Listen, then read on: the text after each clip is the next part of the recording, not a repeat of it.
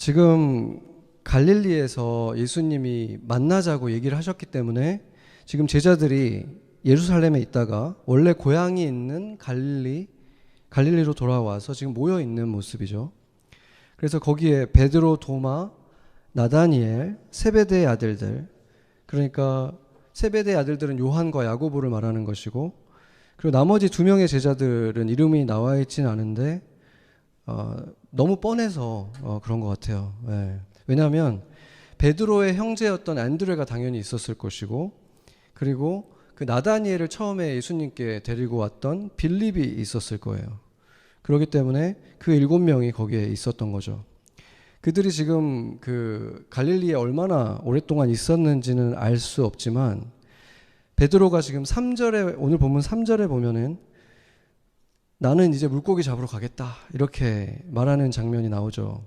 이걸 보면은 뭔가 이렇게 긴 침묵의 시간, 기다리는 시간이 있다가 이제 더 이상은 못 있겠다 하고 지금 나서는 그런 모습이 보이고, 그 말을 듣자마자 이 제자들도, 나머지 제자들도 바로 우리도 가겠다 하면서 따르는 그런 모습을 보여줍니다. 근데 이 대화에서 이미 뭔가 어떤 허탈함이 느껴지는 거죠. 지난번에 그 예루살렘에서 부활하신 예수님이 나타난 그 사건은 그들에게 어떤 의미였겠습니까? 그 십자가라고 하는 엄청난 그 절망, 정말 끝도 없어 보이는 그 절망 속에 있던 그들, 문을 꽉 잠그고 숨어 있었다가 지금 예수님이 부활하신 새 몸을 입고 이렇게 정말 멋지게 등장을 했을 때 그 충격과 그 환희가 얼마나 컸겠습니까? 그거보다 더 드라마틱한 반전은 없는 거예요. 정말 그 바다 끝에서 정말 천국을 보는 것 같은 그 기쁨이 있었겠죠. 그렇게 만천하가 보는 앞에서 비참하게 죽어가던 예수가 새로운 몸을 입고 부활하신 거예요. 그런데 예수님은 예전처럼 그들과 계속 함께 다니시지 않았어요. 그들이 기대했던 것처럼 계속 있어 주실 줄 알았는데 여기에 나타나셨다가 사라지고 저기 나타났다 사라지시고 굉장히 다른 모습으로 지금 그들과 함께 하신 거죠. 얼마나 혼란스러웠겠습니까, 그들이. 마태복음 28장 10절을 보면은 이게 이제 그들에게 예루살렘에서 나타나기 직전에 하신 말씀이긴 한데, 갈릴리로 가서 기다리라고 지금 말을 하신 거죠. 갈릴리로 가라 이렇게 말을 했어요. 갈릴리로 가라. 그러니까 갈릴리에 지금 제자들이 가끔 사역하면서 방문한 적은 있지만 이들이 지금 예수님을 따라서 떠난 지 지금 3년이 됐잖아요. 이 3년 동안은 어부로서 배에 탄 적도 지금 뭐 고기를 잡기 위해 탄 적은 없었고, 이렇게 지금 직업은 완전히 접어둔 채로 지금 3년이 지난 상태였던 거죠. 그들이 예수님을 따르면서는 어떤 상상을 했겠습니까? 복음서에 나타난 그들의 모습을 보면 그들은 예수님이 마치 여호수아처럼 멋있게 나타나셔서 하나님이 그들에게 주신 그 땅을 다시 되찾고, 자신들은 마치 12지파장들처럼 그들에게 어떤 한 자리씩 갖게 되고 땅을 차지하게 될 거라고 기대했었죠. 그랬다가 이 십자가 사건이 일어났을 때 그 모든 꿈이 완전히 물거품처럼 사라졌던 거죠. 그랬는데 부활하신 예수님이 나타나셨을 때 어떻게 된 겁니까? 반전이 일어난 거죠. 이제 그 꿈이 다시 코앞에 온 것처럼 느껴졌을 거예요. 그런데 지금 막상 다시 집으로 돌아와 보니까, 일상으로 돌아와 보니까 3년 전과 달라진 게 아무것도 없는 거예요. 갈릴리에 오면은 갈릴리로 와서 나를 볼 것이다 했으니까 그들은 아마 갈릴리로 가면은 예수님이 거기 와 계시겠지 이런 기대를 했을 텐데 아무리 기다려도 오시지 않는 거죠. 그러니까 거기서 기다리고 있다가 지금 가정에 지금 돌아온 지도 3년 동안 안 돌아왔고 모든 게 지금 멈춰져 있는 이곳에 지금 빈손으로 돌아온 거잖아요. 아무것도 이룬 것이 없이 왔는데 거기서 지금 아무것도 안 하고 그냥 가만히 앉아서 기다리고 있는 것을 견딜 수가 없었던 것이죠. 뭐라도 했어야 되는 거예요. 그래서 긴 침묵이 흐르고 이 베드로가 먼저 침묵을 깨고 일어난 것이죠. 컴컴한 밤에 아직 고기를 잡을 수 있을 때 일어난 것입니다. 그리고 그 7명의 제자들은 배를 타고 바다로 나섰습니다. 안 그래도 굉장히 허탈한 그런 분위기였는데 제자들은 거기다가 또 너무 불쌍하게도 고기를 한 마리도 못 잡은 거예요. 밤새도록. 네, 너무 슬픈 상황이죠. 그런데 이게 사실은 있을 수가 없는 일이거든요. 왜냐하면 취미로 뭐 낚시를 하는 사람들이야 허탕을 칠 때도 있잖아요. 그렇지만 전문으로 낚시를 하는 그런 사람들은 어느 날 지금 고기가 있다, 몇 시에 어디로 가면 있다, 이걸 대충은 알기 때문에 한 마리도 못 잡는다는 건 있을 수가 없는 일이에요. 그래서 그 일이 일어났을 때 이게 오버랩 되는 사건이 있었죠. 3년 전에 예수님을 처음 만났던 그날이 떠올랐을 수밖에 없는 거죠. 그날도 밤새 그물을 던졌어요. 그런데 그때도 역시 말도 안 되는 일이 일어난 거예요. 어떻게 고기가 한 마리도 안 잡히지? 정말 해괴한 일이었죠. 그리고 그날 베드로가 이제 그 허탕을 치고 그물을 씻고 있었는데 그때 이제 어떤 떠돌이 청년 랍비가 와서 배를 좀 쓰겠다 해가지고 배에 오르셔서 그 이제 물가에 있는 사람들을 가르치셨잖아요. 그리고 나서 그 설교가 끝나고 나서 갑자기 베드로에게 그물을 이제 다 씻었는데 우리가 가서 깊은 곳에다가 그물을 던져서 고기를 잡자 이렇게 얘기를 하신 거예요. 그러니까 얼마나 황당했겠습니까? 이 베드로 입장에서는 자기가 지금 정말 샅샅이 밤새도록 온 곳을 다 쓸고 다녔는데도 못 찾았는데 보니까 고기 한 번도 안 잡아본 것 같은 이 청년 이 랍비가 지금 고기를 잡을 수 있으니까 깊은 데 던지라고 하니까 얼마나 황당했겠어요. 그러니까 이제 베드로의 반응이 이제 누가복음 5장 4절에서 5절에서 나오는데 예수님은 그물을 내려서 고기를 잡자 이렇게 말씀을 하셨죠. 그러니까 이제 시몬이 우리가 밤새 수고했지만 못 잡았습니다. 그런데 말씀에 의지하여 그물을 내리이다. 굉장히 어떤 비장하게 느껴지긴 하는데 사실 이 말은 우리가 계속 해봤는데 못 잡았어요. 그런데 그래도 말씀을 하시니까 한번 해볼게요. 이런 의미죠. 그런데 이게 결코 베드로가 예수님의 말을 정말 신뢰했기 때문에 믿음을 가지고 굳은 믿음을 가지고 한 건 아니었다라는 사실이 바로 그 뒤에 구절들에서 드러나게 되죠. 5장 8절에서 9절을 보면은 고기가 잡히고 나서 일어난 일이죠. 베드로가 예수님 무릎 앞에 고개도 못 들고 거의 부들부들 떨면서 나를 떠나주세요. 나는 잘못했습니다. 떠나주세요. 난 죄인입니다. 지금 이러고 있는 거예요. 왜 그랬습니까? 왜 그랬을까요? 9절에서 그 이유가 나오죠. 왜 그렇습니까? 베드로와 지금 다른 제자들 모두가 고기가 잡힌 것으로 놀라서 지금 이렇게 부들부들 떨었다는 거예요. 그러니까 고기가 잡힐 거를 믿었다면 지금 이렇게 놀랄 이유가 없는 거죠. 그러니까 그 믿지 못하고 지금 그냥 던져본 건데 잡혔으니까 너무 놀란 거예요, 지금. 그러니까 들킨 거죠, 자신의 마음을. 지금 이렇게 이 고기를 잡게 할 수 있는 분이라면 보통 분이 아닌데 내가 지금 이런 마음을 가지고 믿음도 없이 오히려 내가 안 잡힌다는 거 한번 보여줄게. 약간 이런 식으로 지금 예수님 앞에 있었던 것이 들켜서 너무 두려웠던 거죠. 그런데 바로 이 밤에, 오늘 밤에 그 물고기가 잡히지 않는 그 일이 또 한 번 벌어진 거예요. 그때 함께 했던 그 멤버들이 거의 비슷해요. 그 잔 형제들도 있었고. 그래서 그날이 떠올리지 않을 수가 없죠. 그 3년 전에 그 밤이 떠오를 수밖에 없는데 한 가지 여기서 흥미로운 사실은 베드로가 이 속옷바람으로 있었다는 거예요. 벗고 있었다 이렇게 말을 하고 있는데 이게 왜 그러냐면 봄철이라고는 해도 새벽이라면 꽤 쌀쌀할 수밖에 없고 게다가 그 지금 물 위에 있잖아요. 물 위에 있으면 새벽에는 춥죠. 그런데 지금 웃옷을 벗고 있다는 것이 무엇을 말해주는 거냐면 이 베드로가 그냥 설렁설렁 여기도 한번 던져보고 저기도 한번 던져본 게 아니라는 거예요. 정말 밤새도록 땀이 날 정도로 계속 지금 그 그물질을 하고 있었다는 것입니다. 지금 3년 만에 돌아왔잖아요. 빈손으로 돌아와가지고 내가 지금 이제 물고기 잡으러 가겠다고 했는데 또 빈손으로 돌아갈 수가 없는 거잖아요, 지금. 그러니까 어떻게 해서든지 지금 잡아가겠다는 의지를 가지고 지금 그렇게 하고 있는 거예요.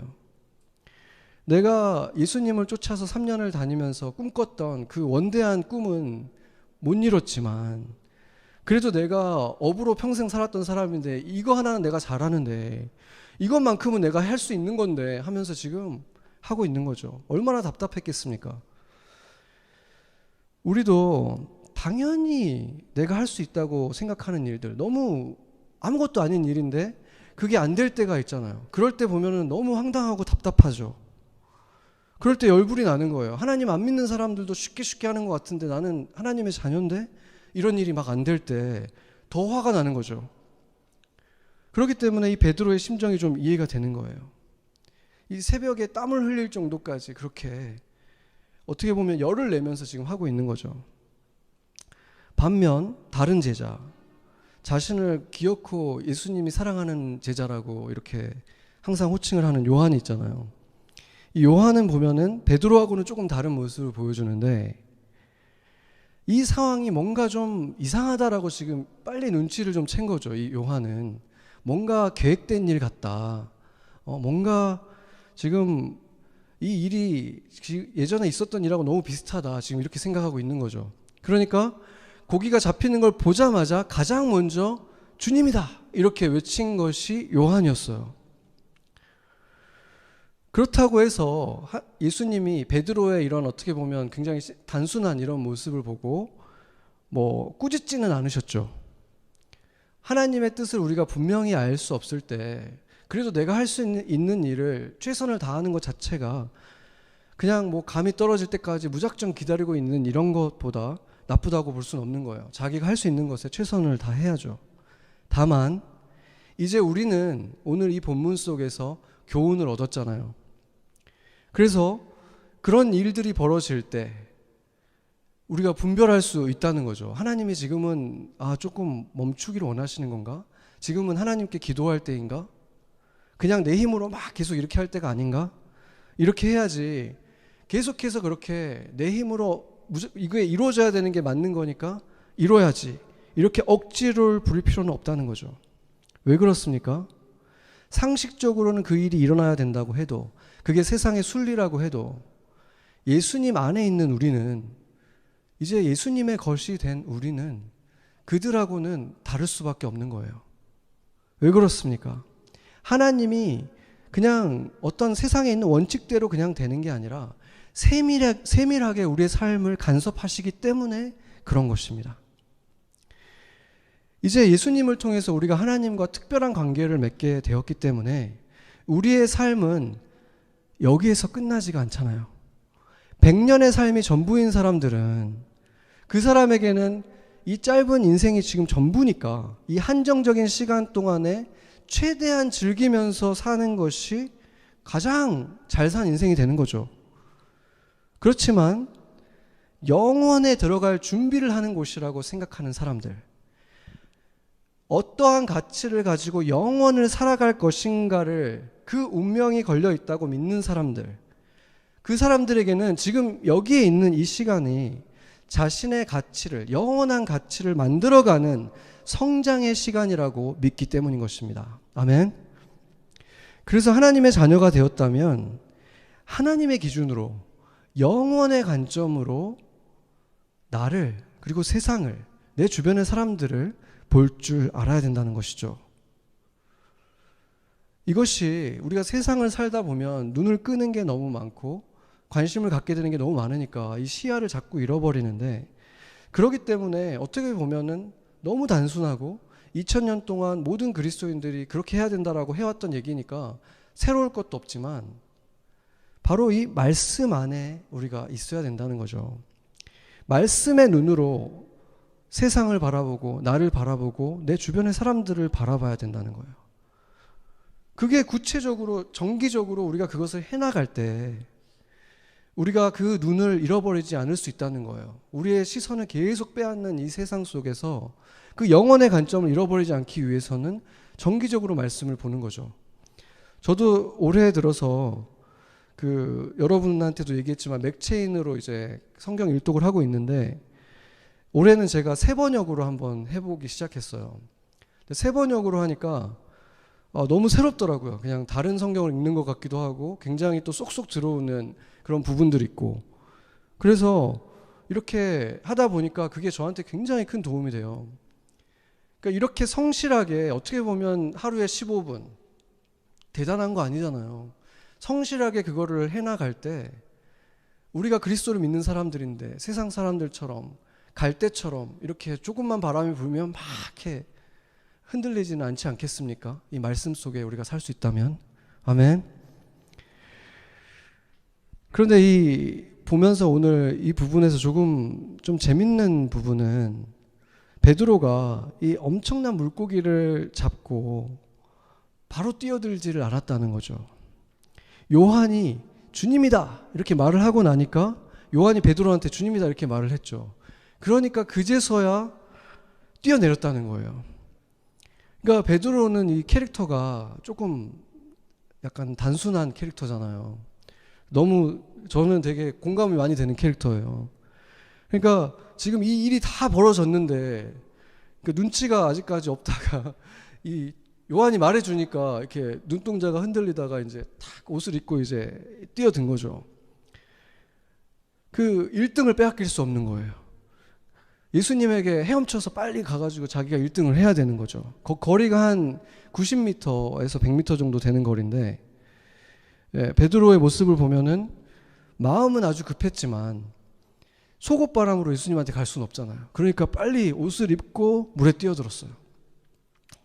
이거 하나만큼은 정말 근데 베드로를 따를 자가 없어요.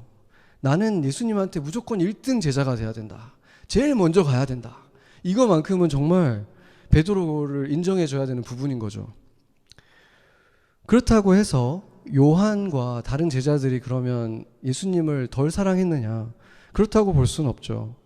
오늘 8절을 보면은 배가 작아서 물고기를 실을 수 없다는 그런 표현이 있거든요. 배가 작았다. 그래서 그들이 지금 몇 명은 그 배를 저어야 되고 다른 사람들은 그 그물을 끝까지 잡고 있어야 되는 거예요. 물에 올 때까지. 그러니까 다들 뭔가 열심히 하면서 예수님이 기적적으로 이렇게 잡게 해준 이 물고기 한 마리도 놓치지 않아야지 하는 이렇게 성실하게 지금 그것들을 또 그물을 붙들고 있는 제자들이 또 있었다는 거죠. 예수님이 이렇게 해서 잡게 하신 물고기가 총 몇 마리였죠? 주일학교 다 나오셨으니까 몇 마리입니까? 153마리 다 아시죠? 네. 그래서 지금 이 숫자가 우리에게 이렇게 정확하게 이 숫자가 남겨져 있기 때문에 이 숫자가 이제 우리에게 어떤 주님의 계획 속에 있는 어떤 그 축복의 숫자가 된 것만큼은 맞는 것 같아요. 어떤 상징의 숫자가 된 거죠. 또 이 얘기가 나오면 항상 이제 교회를 오래 다니시는 분들은 항상 듣는 얘기가 있을 거예요. 그 모나미 볼펜 153 되게 많이 들으셨죠. 근데 저는 사실 그 모태신앙이 아니고 어렸을 때 주일학교를 안 다녀봐서 여러 번 듣긴 들었지만 이번에 한번 제가 또 조사를 한번 해봤어요. 뉴요커니까 이제 스캡티컬하게 이분이 정말 신앙이 깊으신 분이 맞나, 이 사연이 맞나.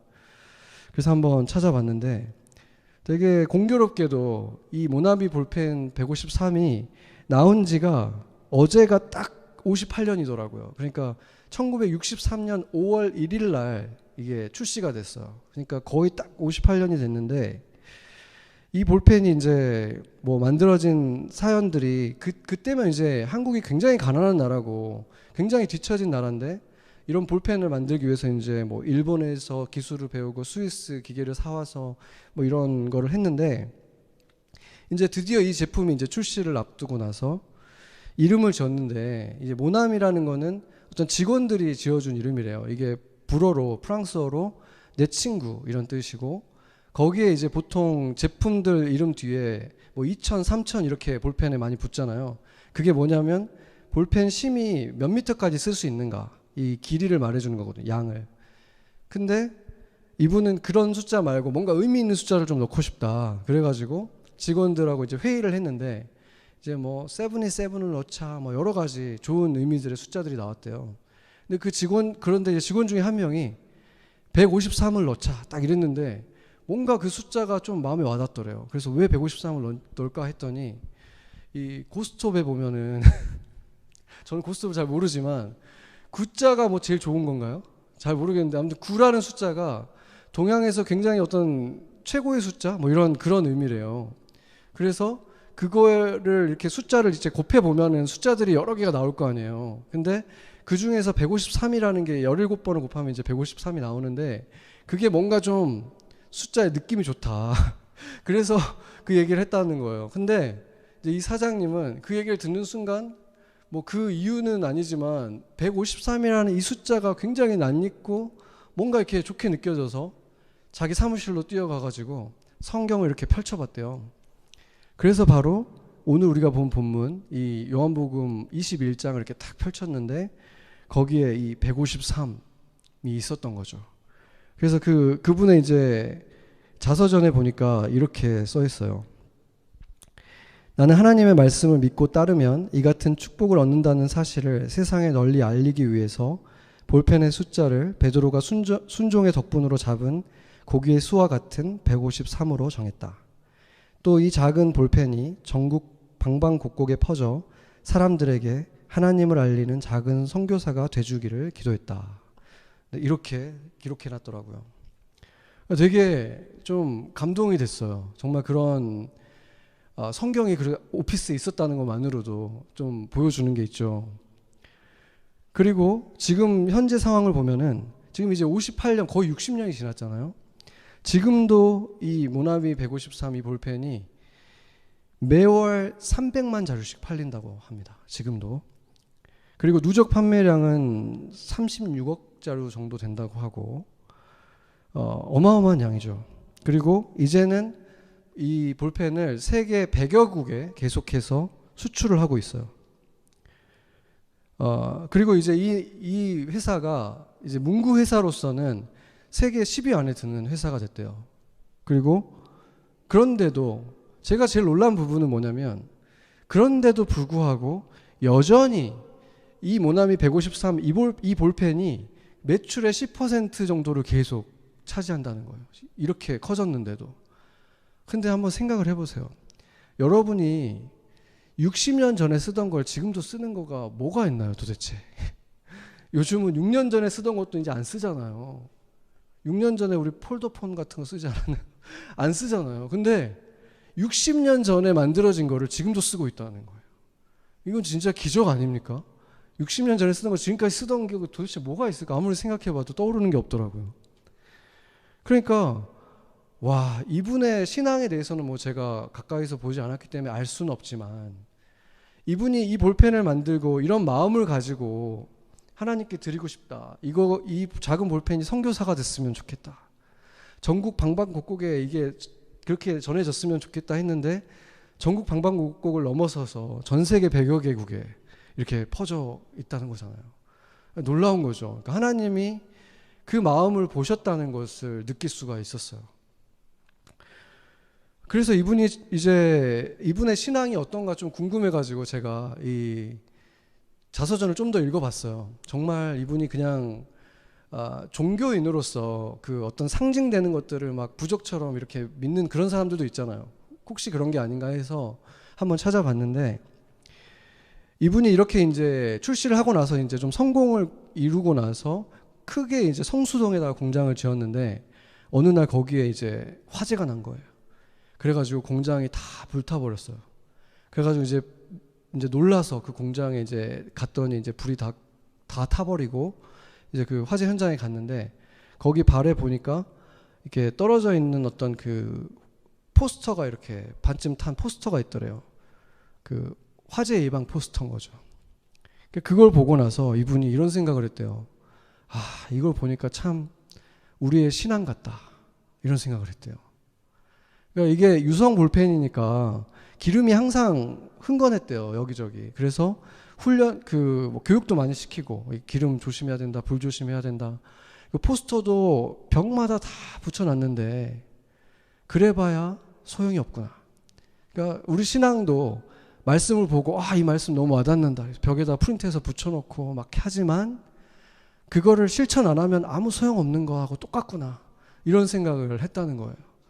근데 저는 그게 정말 감동적인 게 자신의 인생이 지금 다 달려있는 자신의 꿈이 지금 다 타버렸는데 그 상황에서 지금 하나님의 입장에서 지금 하나님의 말씀을 막 생각하고 있다는 게 놀랍지 않나요? 지금 그런 거를 지금 생각할 정신이 있다는 게, 그러니까 이것이 이분이 최소한 정말 하나님을 정말 만난 사람이고 하나님의 관점으로 자신과 이 삶을 바라보는 분이다라는 생각이 들었어요. 이분이 어떻게 보면 이분뿐만이 아니라 이제 그리스도인들 가운데에서 이렇게 어떻게 보면 세상 사람들을 좀 놀라게 하는 사람들이 있잖아요. 그분들을 보면은 굉장한 용기가 있어요. 굉장히 담대한 모습을 보이죠. 왜 그렇습니까? 그분들은 이게 전부가 아니라는 사실을 알고 있어요. 뭐 하나 잘못되면 끝이다라고 생각하지 않는 거예요. 내가 호흡이 있는 한, 그리고 주님이 함께하기 때문에 나에게 세컨 찬스가 또 있을 거야. 내가 호흡이 있는 한 돌이킬 수 있는 기회가 있어. 회복할 수 있어. 이런 소망이 있는 거예요. 영혼을 가지고 있는 사람들의 특징이고 그게 축복인 것입니다. 아멘. 이 새벽에 이렇게 이 153마리의 물고기를 이렇게 예수님이 잡게 해주셨는데, 예수님은 그때 뭘 하고 계셨다고 나와 있습니까? 예수님은 이미 생선구이하고 빵을 다 준비해 놓고 계셨어요. 그러니까 생선구이는 굽고 계셨고 빵은 또 바스켓에다가 이렇게 놓고 아침 식사를 이렇게 상을 딱 차려놓고 제자들을 기다리고 있었던 거예요. 이 부활하신 예수님이, 하나님의 아들이 이들을 위해서 이렇게 아침을 준비해 놓는 이 모습이 너무 따뜻하고 감동적이지 않습니까? 그 고생한, 얼마나 고생했어요. 그들이 배고플 거 아니에요, 진짜. 근데 또 어떤 면에서 보면 굉장히 야속하죠. 좀 일찍 오시지. 그렇게 막 이제 진이 다 빠져 있는 그때 오셨나, 그렇죠? 특히 베드로는 땀까지 뻘뻘 흘리고 막 그랬는데, 이제 아침이 다 됐을 때는 아이고 이제 다 틀렸다. 이제 빈손으로 또 돌아가게 생겼다. 지금 그런 상태잖아요. 힘이 다 빠지고 포기할 때쯤에 예수님이 오신 거예요. 근데 바로 그래서 그때 오신 거죠. 내 힘이 다 빠졌을 때 등장하신 거예요. 이제 예수님이 이게 마지막 그들과의 만남은 아니지만 이제 곧 승천하시잖아요. 승천하시기 전에 그들에게 어떤 가르침을 주시고 싶으신 거예요. 몸으로 직접 경험하게 해주시고 싶으신 거예요. 내 힘을 의지하지 말아라. 그날을 기억할 수 있도록 밤새도록 그렇게 그물질했던 그날을 기억할 수 있도록, 자기 힘으로 해볼 수 있는 만큼 한번 다 해보도록 그렇게 내버려 두시고 예수님은 기다리신 것입니다. 일부러 실패를 경험하게 하신 것입니다.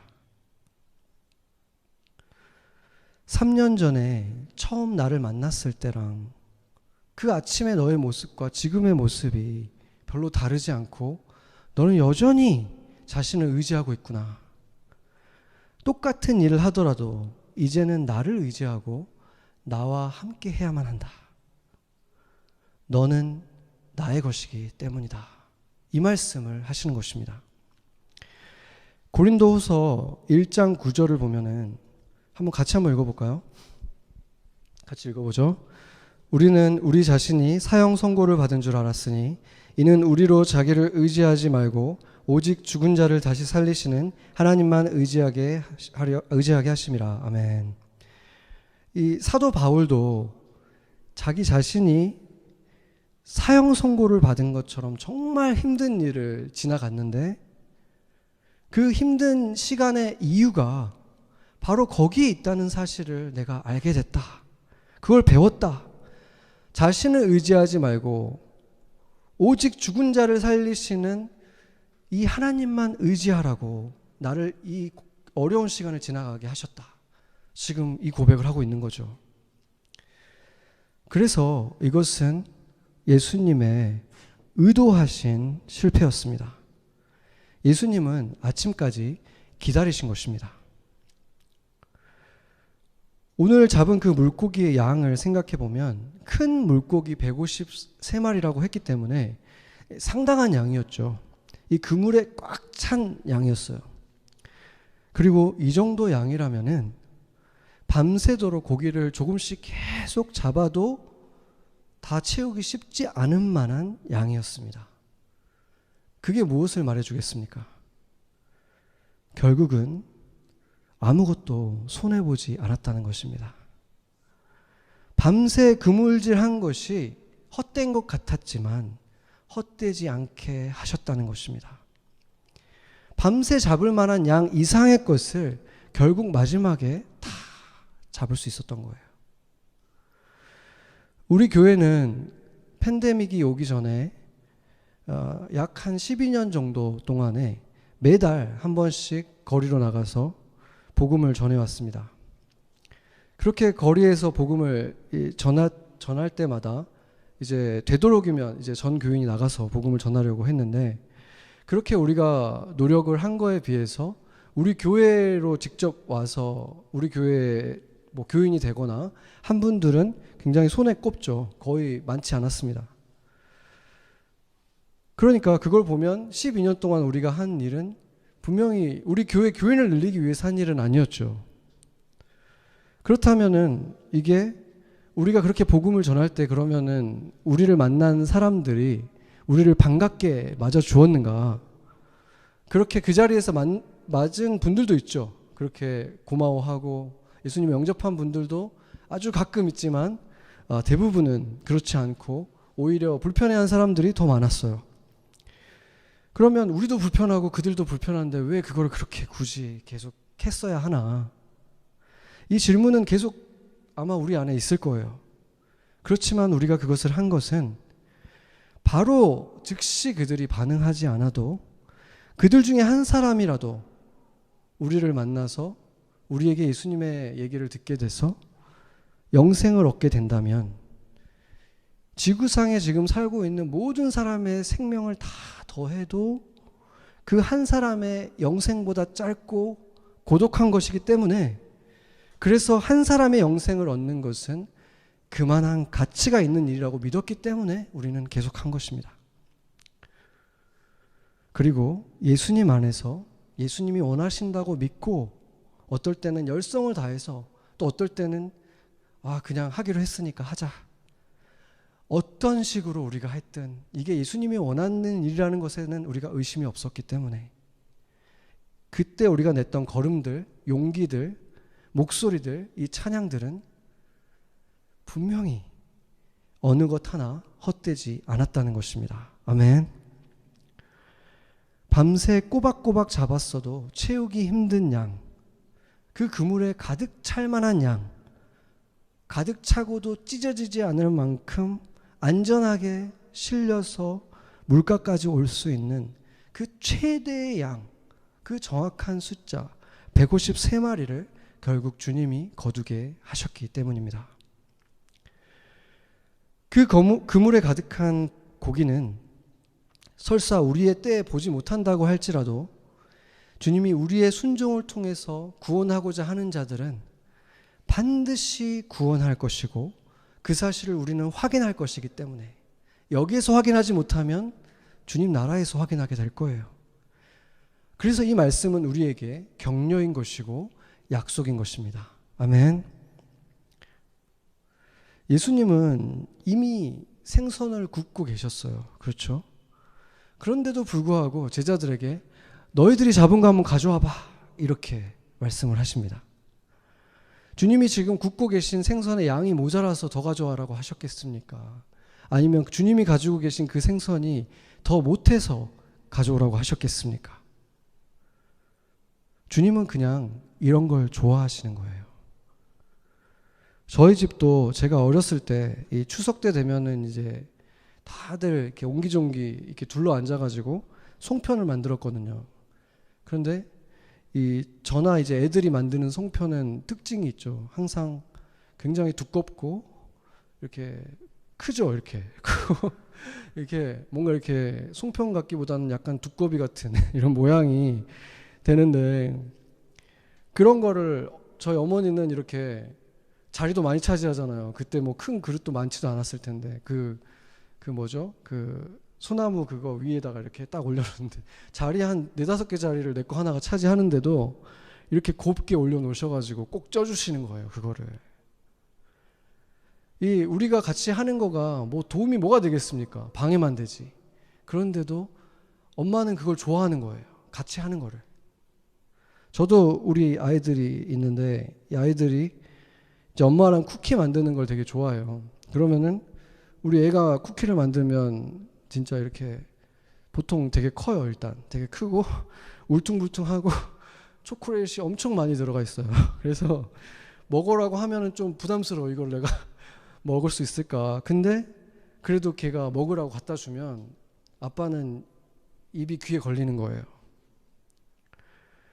주님은 우리를 통해서 우리와 함께 일하시는 것을 그냥 좋아하시는 거예요. 지금 우리가 온라인으로 이렇게 방송을 할 때 그 몇몇 분들이 이제 자막 만들고 하는 일들을 도와주시거든요. 제가 그냥 해도 되고 우리 미디어 팀이 그냥 항상 하니까 더 빨리 잘할 수 있을 거예요. 그렇게 해도 되지만 봉사자들이 이렇게 돌아가면서 하는 게 저는 너무 좋아요. 그냥 그분들이 일주일에 그냥 뭐 1시간 이렇게 시간을 내주면서 예배를 위해서 뭔가 이렇게 시간을 쏟고 마음을 쏟고 하는 그런 거를 상상할 때 그냥 너무 기쁘거든요. 물론 때로는 왜 나한테 이런 걸 시키지? 그러시는 분은 안 계시겠죠. 그런데 그냥 그런 생각을 하면 너무 기뻐요. 너무 좋아요, 그냥. 바로 주님이 원하시는 것도 마찬가지라고 생각됩니다. 우리가 호흡하는 것도, 이렇게 서 있는 것도, 이런 힘 하나하나도 내가 사서 지금 갖고 있는 것은 하나도 없는데, 다 주님이 주신 은혜인데, 그것으로 주님이 내 인생에 보내주신 사람들, 내가 스치는 이 인연들, 이 사람들에게 내가 받고 있는 이 사랑을 조금 나눠주고 좀 보여주고 하는 그런 삶을 살아가는 것입니다. 주님이 우리가 그렇게 하는 것을 너무 기뻐하시는 거예요. 우리가 너무 훌륭하기 때문에 너무 보여주고 싶어서가 아니라 그냥 그것을 생각하면, 그것을 보면 그냥 너무 기쁘신 거예요. 그래서 주님을 위해서 하는 것이라면 헛발질하는 것처럼 보여도 결코 헛되지 않습니다. 밤새 한 마리도 잡지 못한 것 같지만 그 놓친 녀석들이 결국에는 그 새벽에 다시 그 그물로 다 돌아와서 잡혔습니다. 여러분의 삶에 주님이 함께 하고 싶은 일들이 있는데 그게 지금 성과가 나오지 않는다고 해서 실망하지 말고 때로는 열심히, 때로는 잠잠히 주님의 때를 기다려야 하는 것입니다. 너무 늦는 것 같아도 그 세월이 다 헛되이 가고 있는 것 같아도 결코 헛되지 않습니다. 아멘. 한밤중에 잡았다면은 마음은 좀 더 넉넉했겠죠. 그러나 가난한 마음 속에서 하나님과 더 가까이 동행할 수 있었고 내 힘을 빼는 법을 배울 수 있었던 그 시간, 그것은 축복이었습니다. 그리고 결국 아침이 다 되어서 잡은 그 물고기가 훨씬 싱싱하고 최상의 것입니다. 같이 기도하시겠습니다.